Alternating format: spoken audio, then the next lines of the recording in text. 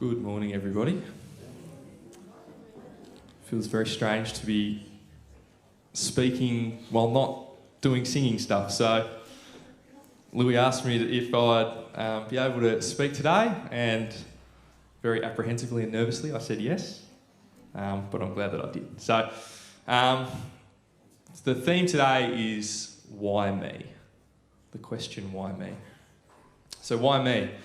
It's one of the most common expressions around, and from a young age it is used to show immense frustration. Can you clean up your room, please? Why me? As you get older, you use it in situations that are a bit more serious. When you're late for work and your car won't start, why me?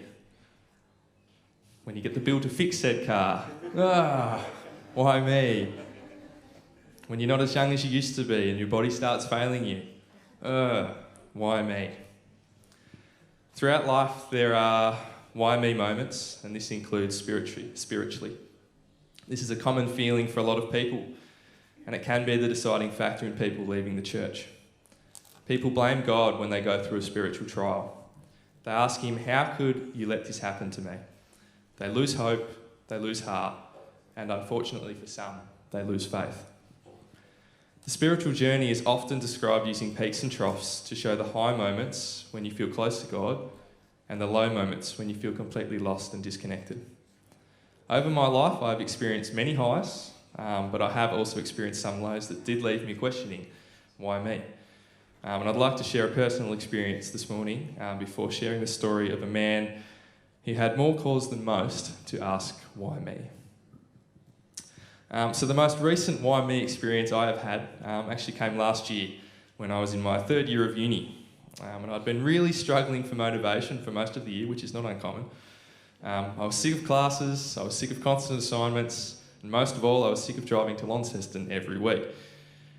During first semester I had failed an assignment that was actually very simple, very easy, and I was really kicking myself because I'd been lazy and I hadn't double checked something. And if I had, I would have passed, and things may have gone a different way. But I carried that negative feeling into the next semester. Things only got worse during this semester as I failed 2 assignments, both of which were worth 50% of my overall mark for each unit. And again, this was due to me not putting in enough effort, and now I had the potential of having to repeat 3 units hanging over my head, heading into what would be my final year of uni. And as it edged closer to results time, I found myself becoming more and more stressed about failing these units. In my head, I had my near future roughly planned out: graduate at the end of the year, get a full-time job, start working and saving some money. But all of a sudden I was staring down the barrel of another year of uni, which I was already well and truly over. That would also mean I couldn't be employed as a permanent teacher until 2025. So my timeline was now up in the air, and the uncertainty was causing a high level of stress and anxiety. At the time, I was struggling to get out of bed, and I was very miserable and difficult to be around. And it must be said that at the time, I was thinking, why me? I wasn't necessarily questioning God, but I was definitely wondering why I was in that position. Finally came to the day of results, and I almost couldn't bear to bring myself to look at them. When I finally did, I was met with a wave of relief as I saw that I had passed both of the units. Only just, but as we say in uni, a pass is a pass. That moment of stress relief is unbelievable as you feel the tension leave your body, but I was still left wondering why and how I had gotten myself into that position. In the following days and weeks, it became clear to me that God was showing me something, or rather teaching me an important lesson. He showed me that I needed to take things more seriously, that I needed to put in more effort, and that I needed to prioritise my time better. He chose to have me fail to see that I needed to change. Was the process enjoyable? Absolutely not. Was the process important? Absolutely. What I hadn't considered was that this year was going to be incredibly busy. So I had 2 semesters of uni, 2 placements, and a major, potentially career-defining assessment to complete, with only 1 week off between February and November. What I also did not know was that God was going to call me into another area of the church. In June, I became a co-leader of the XT Sabbath School class with Rosny, and this is a tremendous blessing. But it is also an increased workload on top of what was already a busy schedule. Without the nudge from God, I'm not sure what sort of state I would currently be in. But one thing is for sure, I am no longer asking why me, rather I am thanking God for testing me and showing me what was required before I knew what it was required for. Hebrews 12 verse 11 says this: "No discipline is enjoyable while it is happening. It's painful, but afterward there will be a peaceful harvest of right living for those who are trained in this way." Let's now look at a story that is potentially the ultimate why me situation. The story of Job is quite incredible. Job was described by God in Job chapter 1 as being the finest man in all the earth, a man who was blameless and a man of complete integrity. He feared God and stayed away from evil. However, Satan questioned God and Job because of how the Lord had blessed Job and protected him so that he would prosper. God then allowed Satan to test Job to the most extreme. The only limit was Job could not be physically harmed. Job then proceeded to lose all of his livestock, his workers, his servants, his wealth, his home, and even his children. In this situation, I think it's safe to say that most people would be completely broken. It would be near impossible but to say, why me? But Job does something incredible. While still grieving for his loss, he bowed down and worshipped God. In verse 21, Job says, "I came naked from my mother's womb, and I will be naked when I leave. The Lord gave me what I had, and the Lord has taken it away. Praise the name of the Lord." In chapter 2, Satan gains permission to test Job again, and this time God allows him to be tested physically. Satan then goes and strikes Job with terrible boils from head to foot. Again, though, Job does not blame God. After some time, though, Job begins to question what has happened. He starts to question God and insists that his suffering is unfair and undeserved. This to me sounds much more like what I would do if I were in Job's situation. Surely these sufferings are unfair. Why are they happening to me? I've done nothing to deserve this. These are thoughts that are easy to have when we don't have the whole picture. God always has a plan and a purpose, and we rarely, if ever, are privy to this. In Job's situation, he didn't know why he was being tested. He didn't know that God himself had specifically allowed the devil to test him. Job didn't know that God knew he was capable of surviving such a trial. Job didn't know that God would use him as an example of faithfulness and trust even under the most trying of circumstances. Job only saw a part of the picture, but even still, he never lost hope. In Job chapter 19, verses 25 to 27, Job says, "But as for me, I know that my Redeemer lives, and he will stand upon the earth at last. And after my body has decayed, yet in my body I will see God. I will see him for myself. Yes, I will see him with my own eyes. I am overwhelmed at the thought." I mentioned earlier that people lose hope in these situations, but not Job. He stood firm in his faith and knowledge that God is good, even if he were to not survive this trial. In my situation, I didn't know why I was being tested either. I didn't know that God knew I could handle such a situation. I didn't know that God was preparing me for greater responsibility. I didn't know that I needed to fail to succeed. None of us can see the whole picture, but God can. God has a specific purpose for each one of us. In Romans chapter 8, verse 28, it says, "And we know that God causes everything to work together for the good of those who love God and are called according to his purpose for them." This is sometimes hard to accept because we like to be in control. This is why trusting in God is so important. We know that God loves us and wants us to follow him. And sometimes for us to best do this, we need to change. We need to go through situations that challenge us and make us question. We need to allow God to place us where we need to be.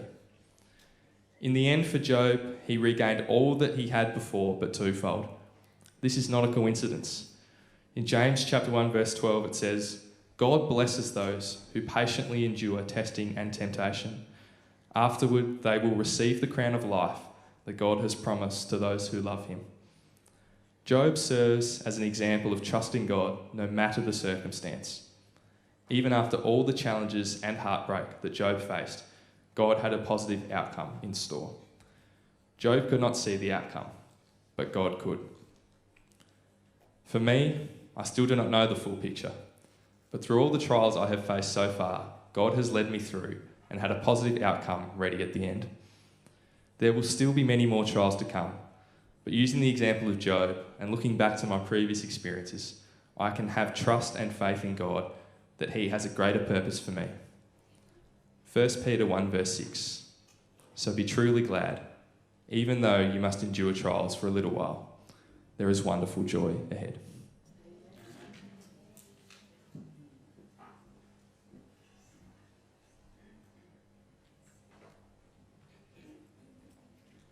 We on? We working? Alrighty. Well, good morning, church family, and any guests that are here today. Now, as Ruben said, the topic of today's sermon was why me? And no, that's not me asking why Louis asked me to do the sermon today. I want to put forward a quote that I read a long time ago, which is, life must be lived forward, but it is understood backwards. So I wanted to speak today about the life of Joseph. I think if there was any man to ask why me, he was one of them. So Jason, could we get the... Thank you. So why me? The meaning behind our trials and challenges. So I'd invite you to turn to Genesis chapter 37. And what I've tried to do to make it simple is you've got the chapter up the top, and then the dot points are actually the verses that we're going to have a look at.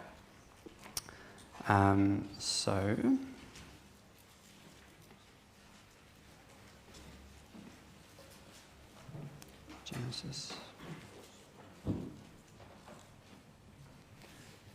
Verse 3. So in Genesis chapter 37 verse 3, we see that Jacob loved Joseph. Joseph was his youngest child, the first child with his beloved wife Rachel. But this love and privilege didn't always go Joseph's way, because it led to enmity with his brothers. If we read in verse 4, we see his brothers hated Joseph. It doesn't just say they despised him, they hated him. They were absolutely sick of him and envied his position in the family. To add to this, as we know, Joseph was given dreams and visions from the Lord. It says here in verse 7, the dream came to him that the brothers were out in the fields, and Joseph's bundle stood tall while all the others bowed before him. So I ask you to imagine for a minute in your own families with your own siblings. If you had a sibling who was clearly the favourite of mum and dad, and suddenly they're claiming dreams and visions like that, I guess we can all understand a little bit that might make us a bit envious, a bit upset, a bit cranky, basically. So their comments to that is seen in verse 8, where they replied, "So you think you will be our king, do you? Do you actually think you will reign over us?" And they hated him even more because of this. There we go. So we see in verse 10 here is Jacob's response to the dream. And it is actually, funny enough, much the same as the brothers. Although instead of it being out of hatred, Jacob is actually curious about the meanings of these dreams. He does believe that God has a message for Joseph. So if we skip ahead to verse 14 here, this may be another reason for the enmity, I guess. So the boys were out in the field, and Joseph was clearly at home with dad and mum, probably doing some study or something that was a little less strenuous and physically demanding. So you can also see how that would probably earn some enmity as well. And then on top of that, Joseph's being sent by Jacob to check on the boys, sort of thing. So they might see him as a spy, dibber-dobber, tittle-tat sort of thing. We know how the story goes, essentially. Joseph was eventually, his brothers intended to kill him. But something interesting that I want to point out here in verse 26 is the comment by Judah. So Judah says to his brothers, "What will we gain by killing our brother? We'd have to cover up the crime." And then in 27, they decide to sell him to slavery as opposed to killing him, because there is some element of humanity there. They say, "Here's our own flesh and blood," and all the brothers agreed. So we can see how that small mercy from God there opened up a world of opportunities for Joseph to be, for God to work through Joseph later on in his life. So I'd invite you to turn just a few chapters over to chapter 39, where we see the results of Joseph after in slavery in Egypt. So in verse 2, we see, "The Lord was with Joseph, so he succeeded in everything he did. He served in the home of his Egyptian master." And Potiphar noticed this, and this did not go unseen. I think Potiphar took great joy in Joseph, such that he exalted him as head of his household, almost head of his servants. You know, Joseph oversaw all the affairs of the house. So that's a bit of a jump, from being sold into slavery to being the head of your master's household. I think that's pretty significant. Joseph must have been quite upset with what happened, but at least there was some relief that things were probably going to be all right. But we can't forget how devastating that would have been, being isolated from his family. If we skip ahead to verse 7, we start to see some dramas. So Joseph says in verse 6, Joseph was a handsome and well-built young man, the envy of many ladies, we're sure. And Potiphar's wife took a liking to Joseph and demanded he lie with her. But Joseph did the right thing, and he stood up and he said, "No, my master trusts me. And that was valuable to Joseph. So good life lesson there, that trust is far harder won than gold and silver. So, but nonetheless, there was a bit of a showdown, and she managed to get a piece of his robe, which may have indicated some foul play between the two of them. As I've said in verse 8 here, so Joseph refused, not only because he would lose his position as head of the household potentially and betray his master's trust, but also because he would betray God's trust. And I think it's also important to look at our motives as to why we don't do something. Even doing the right thing for the wrong reason, I think, is potentially dangerous in terms of our spiritual health. So yes, just a summary of what I've said mostly. 13 and 14, there was fabricated evidence of Joseph's transgression and false accusations. And Joseph was put in prison by Potiphar for his iniquity or his falsely accused crime. But you'll see in verse 21 here, "But the Lord was with Joseph in prison and showed him faithful love." So how amazing is that, there's a bit of a wave going on here, from favourite son all the way to slave, to head of his master's household, and then back in prison. I don't know about you, but I'd certainly be asking, why me? Maybe not after the first time, but surely after the second time. So again, we see a similar pattern here in verse 23. So Joseph was appointed head over the prisoners, essentially. The warden trusted him, and basically almost Joseph did the warden's dirty work, I guess. The warden could put his feet up and Joseph had it all under control. he was a very trustworthy person. Then we're going to skip to Genesis chapter 40 and 41. We'll start in 40 here. So, forgive me, I have said that we know the story, but for those that don't know, when Joseph was in prison, there were two other prisoners, the Pharaoh's cupbearer and baker, and each had dreams, and Joseph was able to interpret those dreams through the Lord, who revealed it to him.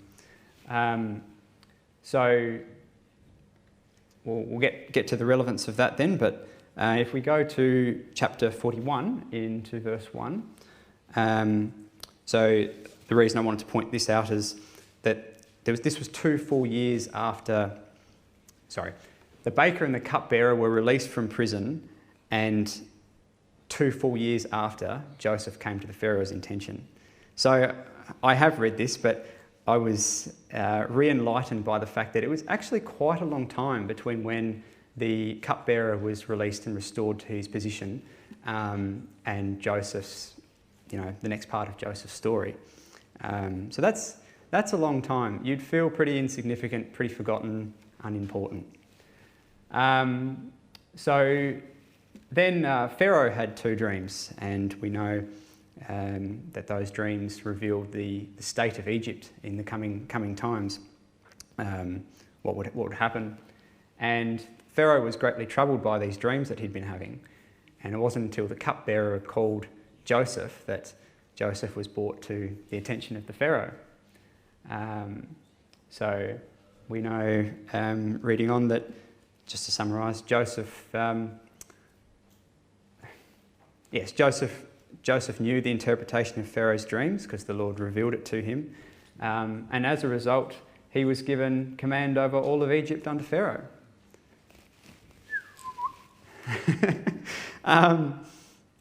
So I guess, the point that I'm trying to make here is that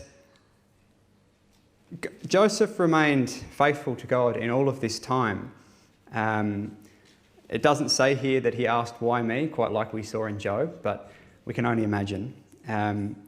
But we can see that the work that God was doing through Joseph, that just because he was facing these ups and downs didn't imply that Joseph had necessarily done something wrong. I mean, we've seen his goodness in many situations, but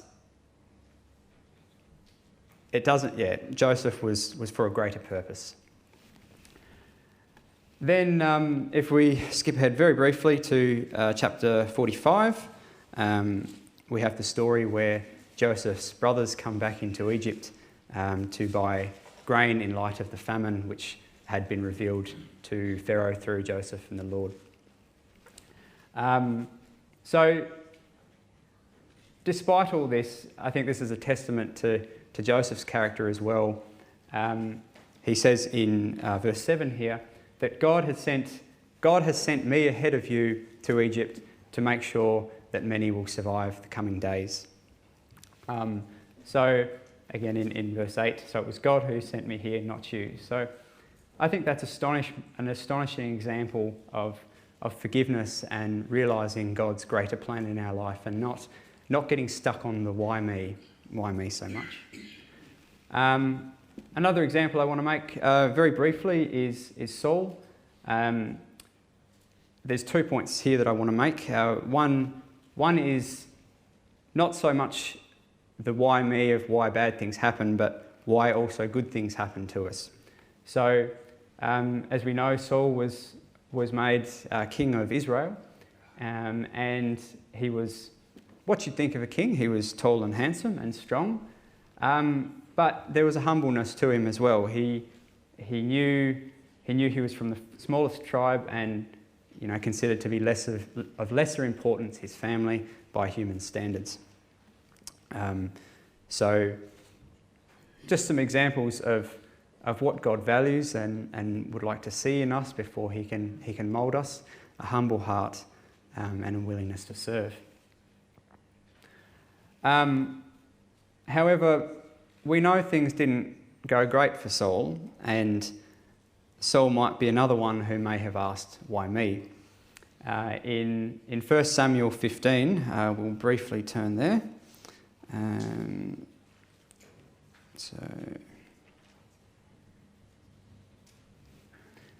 1 Samuel 15, verse 3, God commanded Saul to destroy the Amalekite nation and everything along with it. Nothing was to be spared, which may have sounded quite foolish for a time, because why could one not use the resources? Why waste them? I certainly think that, so I can understand. But it's beside the point here, because God, if we do not listen and obey God, He cannot work through us. And if God cannot work through us and we are not opening up that, we are not allowing Him to have that space in our lives, let me ask you, if you knew someone and you wanted to have a relationship, a connection with them, and they were just a closed door to you, it couldn't work. This doesn't matter whether it's a friend or a relationship or whatever in life. So I think we can understand that it's not God that forsakes us, but we that forsake God, and there's nothing more that He can do. He is a powerful, omnipotent God, but at the same time, that's not how relationships work. We don't force them. Love isn't forced. Connection isn't forced. It says in verse 11 here, the Lord says, I'm sorry. Actually, forgive me, I can't quite remember if it was the Lord or Samuel saying this, but no, it is the Lord, sorry. I'm sorry that I ever made Saul king, for he has not been loyal to me and has refused to obey my command. So, summary of what I've said there. Really quickly, I want to ask, does anyone know who this man is? Singer. There you go. Yeah. And what did Phil Vischer do? What is Phil Vischer commonly known for?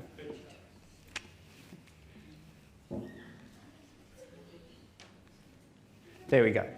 Now, I confess I actually didn't grow up and watch VeggieTales, so I hope some of you have and you'll understand what I'm talking about. But Phil Vischer is an interesting character, and before I go on, the title underneath, Me, Myself and Bob, is the name of a YouTube video where he gives a sermon. I would encourage you all to listen to that. It's a fantastic video about his life story and how his hopes and dreams were raised and lowered, just as we sort of saw with Joseph. So I have a link to that if anyone is interested, or you can search that in YouTube and I'm sure it'll be the first thing that comes up. So Phil Vischer, interesting character, came from a very, very devout family. As he says in the sermon, if there were doors open in the church, someone from his family was probably in there. And Phil, so he's part of a family that was strong on evangelism, and he loved animations and that sort of thing.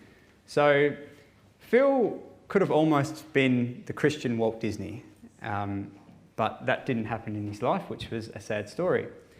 However, there's a very powerful message that he has, and that's basically, let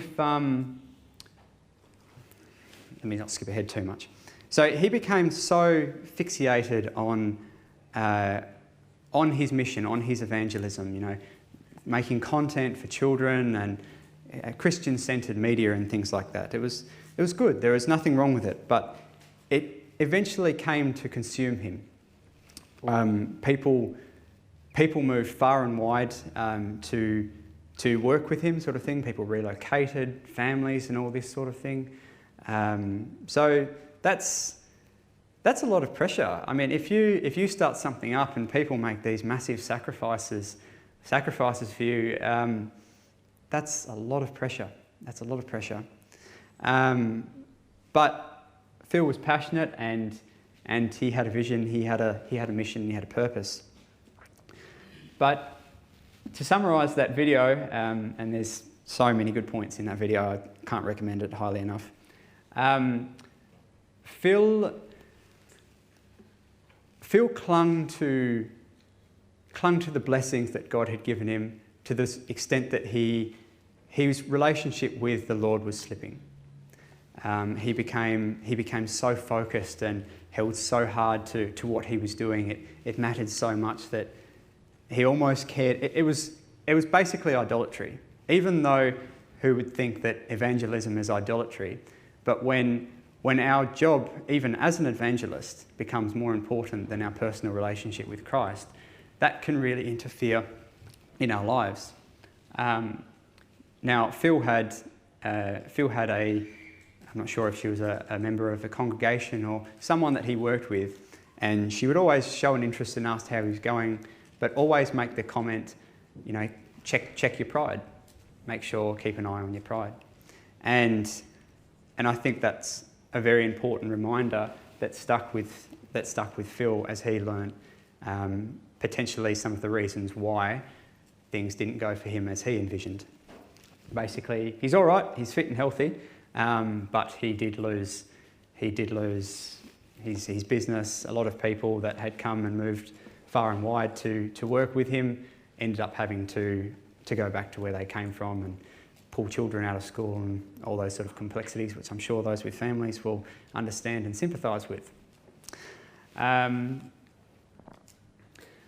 So, yes, to summarise that last part, basically, if we aren't willing to let go of everything, even our own goals and hopes, be that even evangelism, that God cannot use us, and we'll probably end up in positions where we ask, why me? Because God is trying to remove the distractions from our life, even though it's hard to imagine evangelism as being a distraction, but when it becomes even more important, I guess it's like the situation, you can't pour from an empty cup. So how can we evangelise if we aren't filled with God's love, with the Spirit? So that sort of situation, and I think that was beginning to happen in Phil's life. The last point that I want to make very quickly is spiritual warfare. We must realise that in this world we are not at peace. We are at war with powers that we cannot see. And I want to turn to just quickly look at some of these verses. They're quite quick. So we'll start with Matthew chapter 10, verse 22.